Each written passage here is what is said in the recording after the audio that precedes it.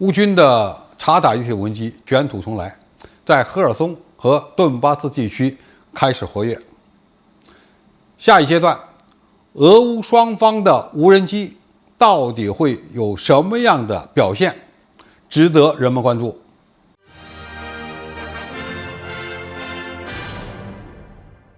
观众朋友、网友朋友，大家好，我是付天少。曾经在纳克冲突中风光无限的土耳其研发生产的 TB2 无人机，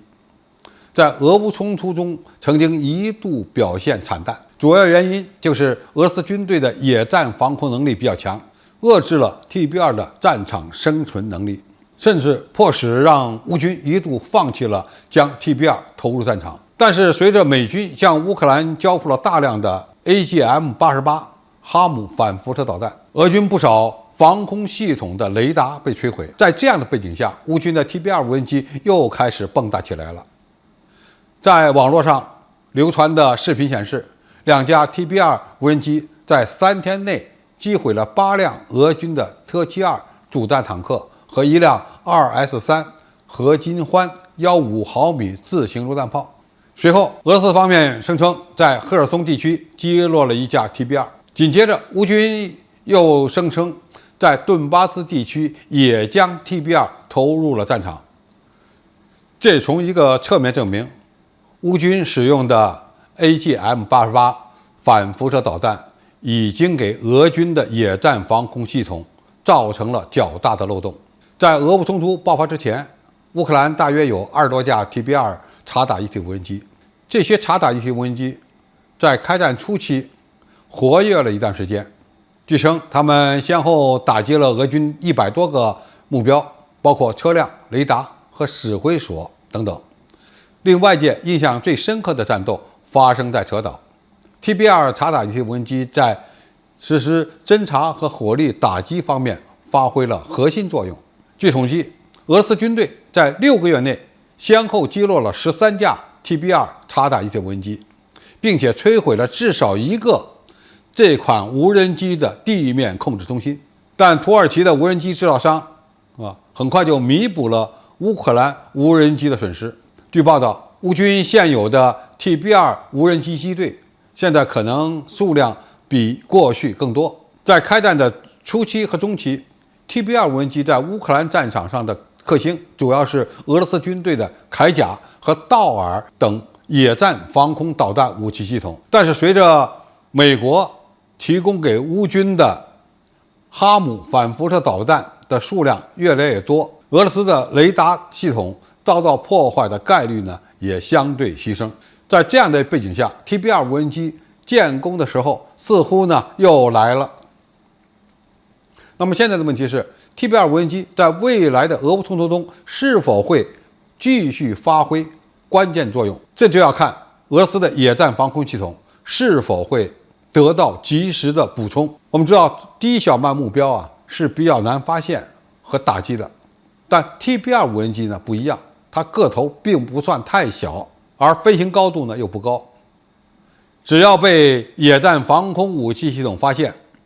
它很难逃脱被打击的命运。但是一旦俄罗斯的野战防空系统被反辐射导弹命中，那么就会撕开一个防空的漏洞。那么在这样的区域，察打一体无人机发挥作用的机会就来了。因为俄军的坦克部队、火炮阵地的防空能力是很弱的，即使发现了敌方的察打一体无人机也无能为力。而像 TB2 这样的无人机可以居高临下的观察地面目标，并且用他们携带的激光制导炸弹或导弹准确的命中目标，因此它们的作用在反辐射导弹的加持下会逐步提升。那么俄军是否也有和 TB2 类似的察打一体无人机呢？当然是有的。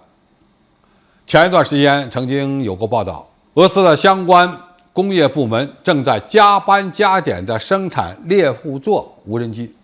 这款无人机和美国的普什者类似，也是一款性能相当优秀的察打一体无人机。但尽管俄罗斯在大量生产猎户座，但从目前的报道看，我们很少看到猎户座察打一体无人机的身影。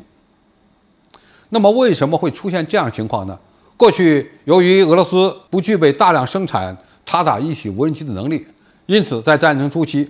给了 TB2 无人机一个表演的舞台。实际上，在世界航空大国生产的察打一体无人机里呢 ，TB2 并不算是一个很先进的平台，甚至呢，和俄罗斯自行研制的猎户座无人机相比，它也有很多的不足。